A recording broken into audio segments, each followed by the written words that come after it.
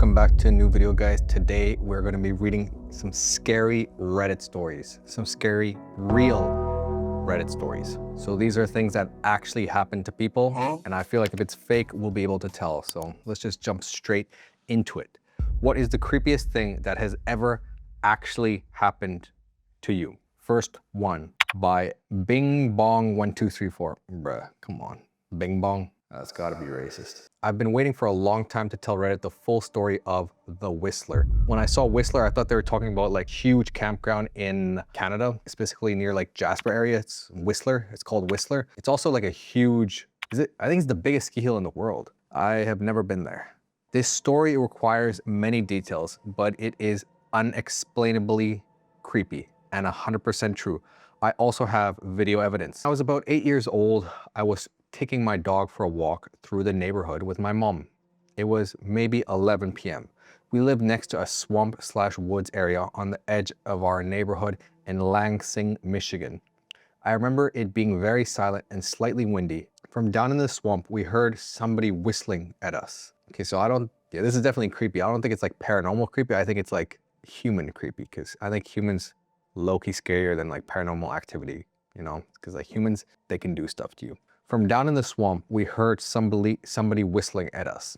It sounded sort of like a bird, but each whistle was different enough where the lack of consistency made it human-like. The whistle sounded higher, then lower. I can't really describe it. My mom had a concerned, slightly terrified look on her face and grabbed my hand and said that we should go inside quickly. I didn't understand because I was too young, but seeing my mom freak out made me freak out too. After a while though, I kind of forgot about it. 2 years later, I was taking my dog out again late at night. There's a large bush that can easily obscure behind it just next to the front door. As I finished the walk, the whistling noise started again.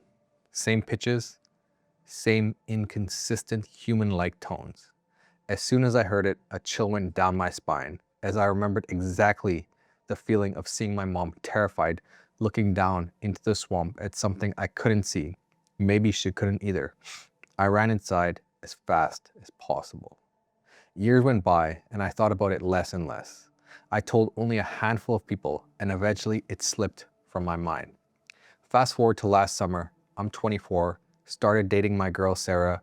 We moved out to South Dakota for work. For Independence Day, we decided to go to Pierre, San Diego, and watch the fireworks along the bank of the Missouri River. There was a free camping spot behind a hospital where you could pitch your tent, hang out, and see the fireworks up the river. We were near the end of the campground, and there were very few people around us. As it was getting dark, the fireworks began. They were pretty far away, so the illumination they brought was very little. Thus, we had to sit right at the edge of the river to be able to see them. A huge thunderhead was moving in and a storm was imminent, so the air seemed electric and the wind was picking up. The atmosphere was eerie, to say the least. The police boats herded all the other boats off the river and had left our area to do that elsewhere. Most of the other campers walked up the river to have a better view of the fireworks, but Sarah and I stayed back and were drinking PBR tall boys and kicking it. Suddenly, we heard the sound of a paddle methodically dipping into the water. We saw a figure steering a canoe about 20 meters offshore. Sarah decided to go get more beers from the car, leaving me alone to stare at this mystery person. And then, of course, they whistled at me. My entire body was frozen and covered in goosebumps. It was the exact same whistler from my childhood, more than a decade earlier. I looked at the figure, but it was much too dark to discern who it could be. They were wearing a hat. When they were perpendicular to the shore from me, they stopped paddling, turned the canoe to face directly at me, and whistled right at me. I was so frightened, I stood up and shouted at them, "Who are you?" They didn't say anything, just whistled a couple more times, turned the canoe 180 degrees, and paddled out of sight. I'm a videographer, so I already had my camera by my side and was taking video of the fireworks. As the canoe was almost out of sight, I grabbed my camera and got a shot of them whistling as they went away. When Sarah came back from getting beers, she was very confused as to why I was so freaked out. When I explained, she was a bit freaked out too. I was convinced we would both be murdered that night. How did this whistling person follow me after 14 years all the way to South Dakota? Was it a coincidence? Why was it the same whistling noise? Who was the person and where did they go? So many questions still unanswered. To this day, I'm more afraid of being outside in the dark where I might hear that whistling again. I'm open to any explanations. If there is interest, I'll find a plug and edit a little video of the fireworks and the whistling noise and the canoe disappearing. I'm in Uganda currently and the internet is spotty where I am, so I'll do my best. TLDR, whistling person has haunted me since I was a boy. Can't explain. Help. Oh my gosh.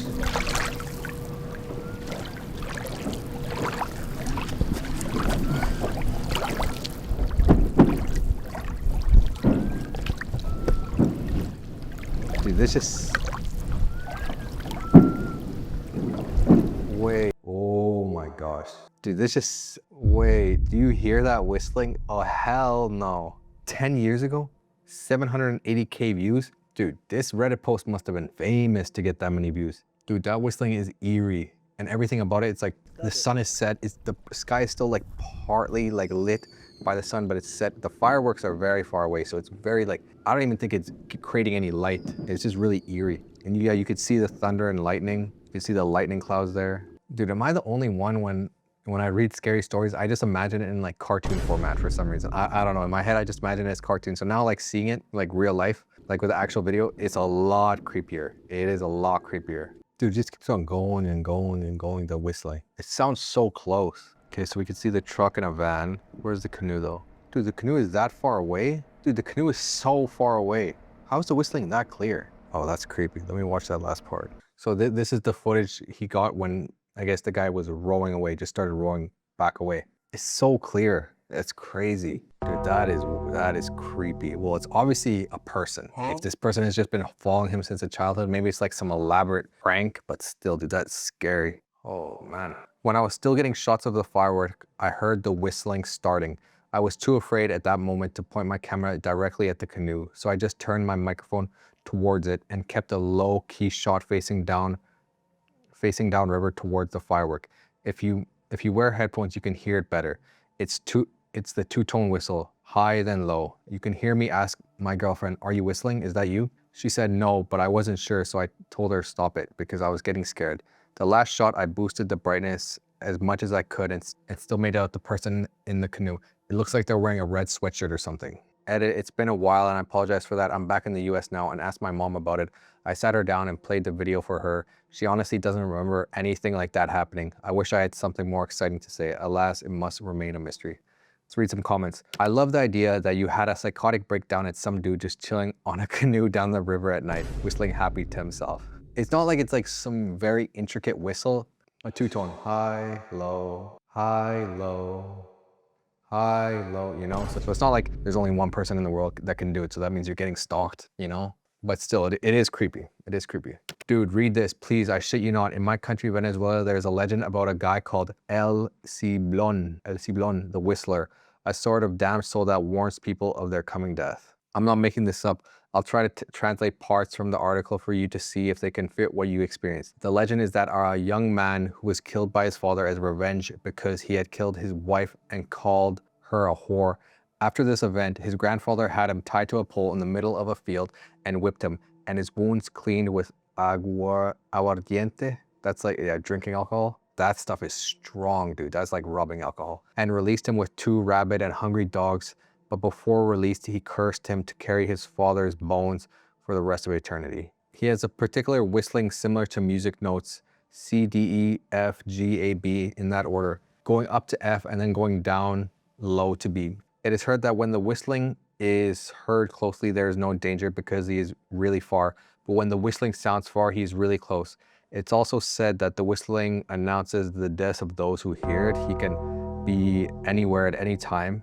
It seems that the only thing that can save the person that hears it from far is the bark of a dog because he is afraid of it. Also of chili peppers and whips. The soul takes revenge on womanizing men. I'm safe. Many inhabitants of Los Llanos speak of seeing him, particularly during summer season in which the Venezuelan savanna sears under the strength of drought, and El Ciblon sits in the stumps of trees and gathers dust with his hands. But he is primarily encountered in times of humidity and rain, when the specter roams hungry for death and avid to punish the drunk, whoremongers, and from time to time an innocent victim. It's said that he sucks on the navel of drunk men when he finds them alone to drink the alcohol that they drank, and he rips apart the whoremongers. He takes off the bones and puts them inside a bag in which he carries his dad's remains. Some version says that he looks like a long, giant, 6 meter tall, six meters? Damn! Who walks from treetops to treetops until he emits his terrifying whistle and rattles inside the dusty old bag the pale bones of his misfortuned father, or as some claim, his multiple victims.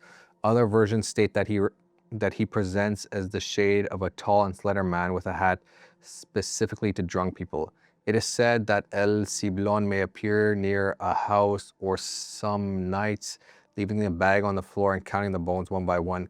If one or more people near hear him, nothing will happen, but if no one hears him, by dawn a family member will end up passing away in their sleep. In the Colombian Eastern Llanos, where he is called they believe it's the wandering soul of a party-loving womanizer who died in solitude, and people claim that he seeks the company of someone who dares ride horseback late at night.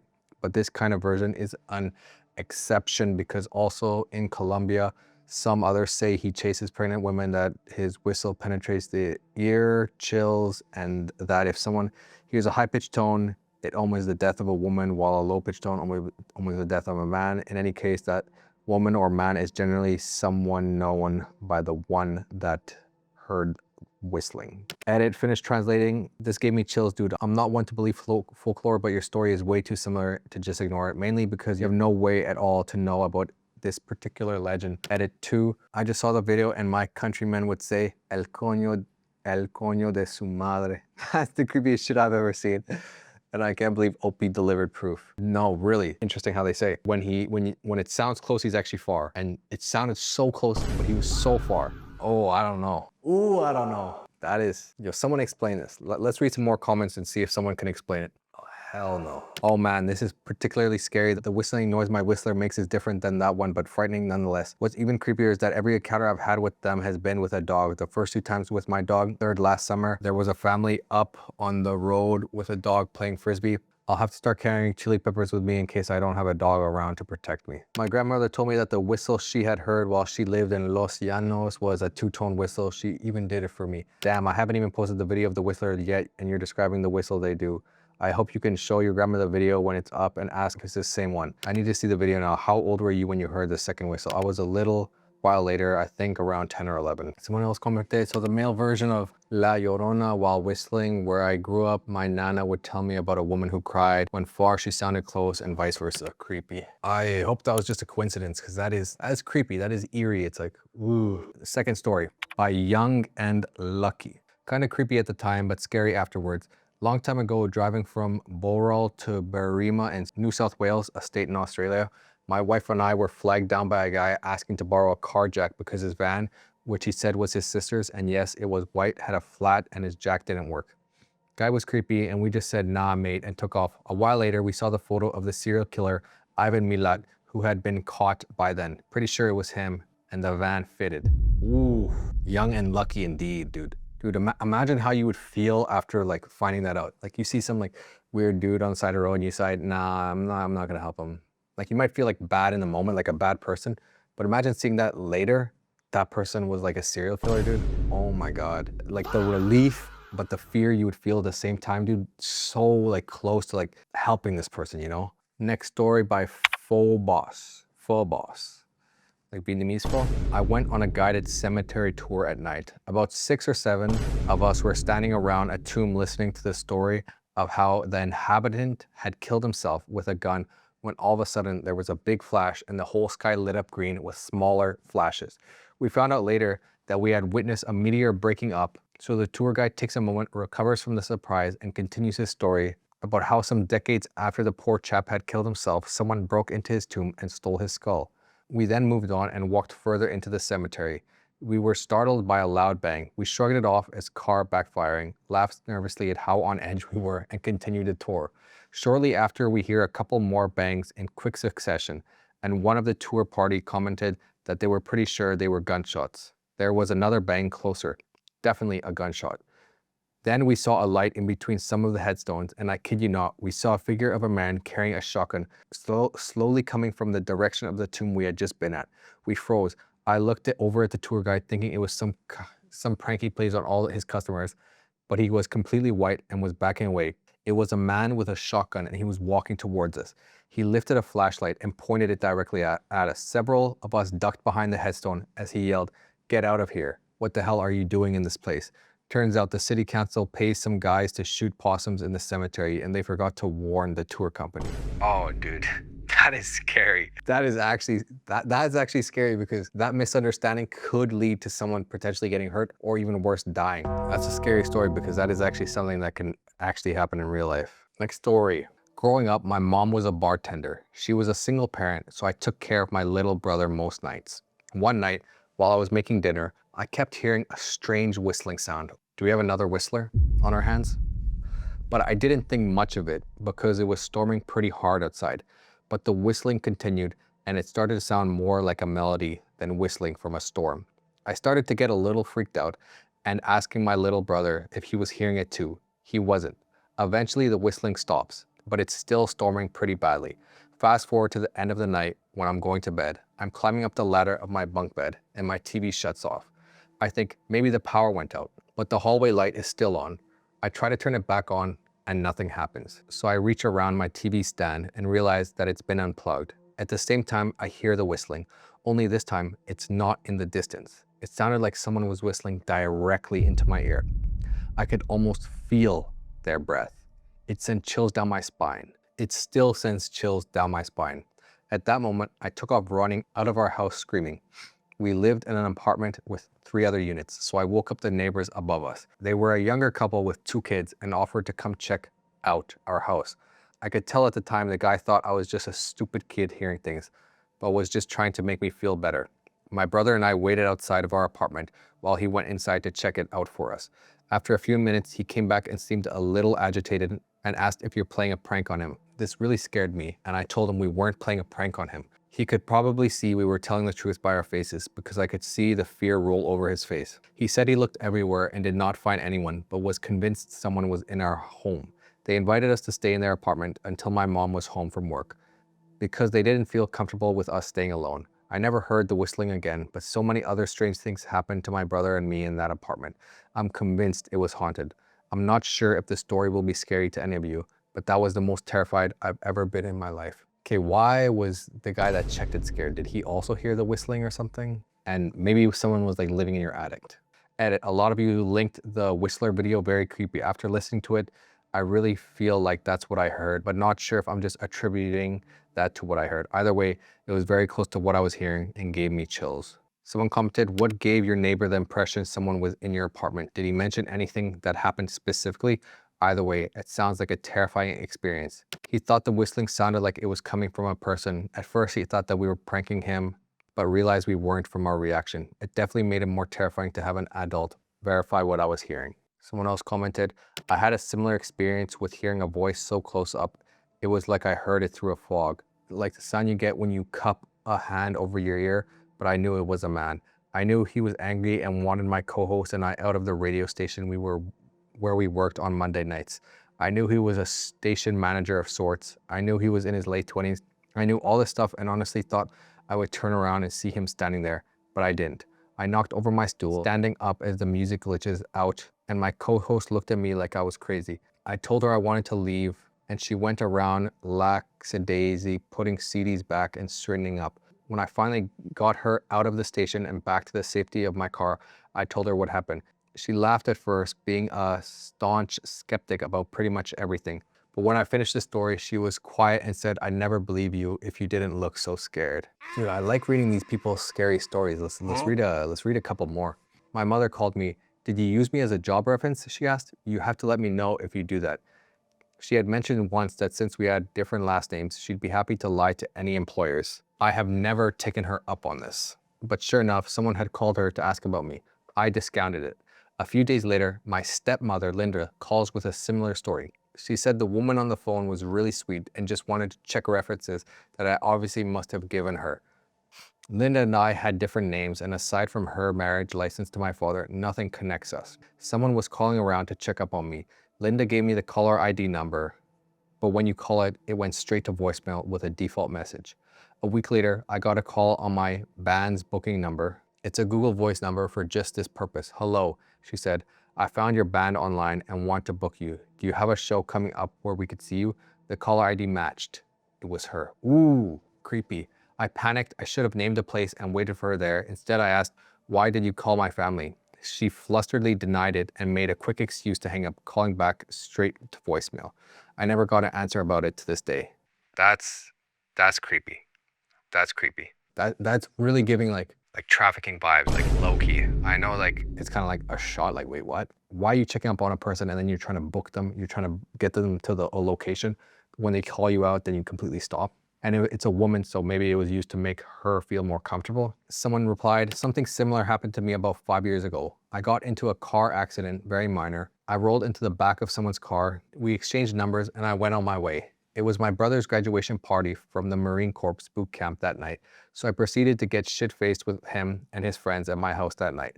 My phone died and I had slept in until 4 p.m. My brother woke me up and said that some guy I got into an accident with had called his phone and left a message looking for me.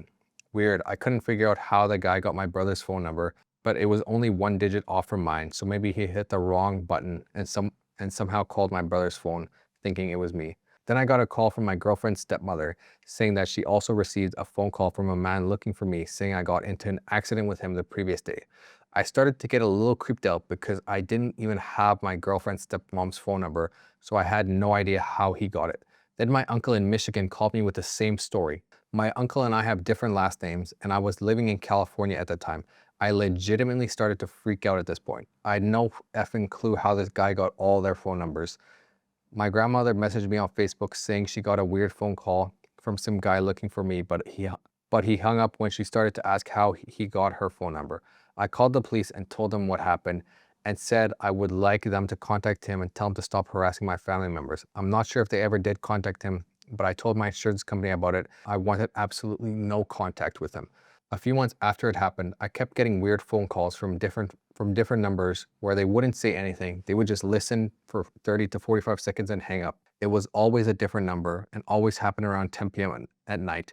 I never figured out if it was connected at all, but it was the first time in my life I was very uneasy and felt vulnerable. That is creepy, dude. Dude, this is one thing I do. If someone calls me, I don't say anything, dude. I pick up and I just hold it. They have to speak first, bro. If you called, you speak first. No, nothing, hang up. Get out of here. And if I don't know the number, I usually don't even pick up anyways. Like, who is even gonna call me? Like, I know who's gonna call me. If I am waiting for a phone call, yeah, I'll pick up. But besides that, no one calls me. If it's an unknown number, bro, I don't know you. I'm not picking up. And if I do, you better talk first because I'm not answering first. Okay, last story. Was an EMT working the 4 a.m. to 4 p.m. shift. We pick up our rig and get told to post, hang out and wait for a call in a really shitty part of town. I'm parked behind the shopping center where all of the businesses had closed due to lack of people around that general area. It was a lot of trailer parks, really rundown apartments and whatnot. I picked this place because the sun was going to rise in an hour or so, and my partner and I both wanted to take a nap until a call came through the radio to us. My partner has no problem sleeping while sitting straight up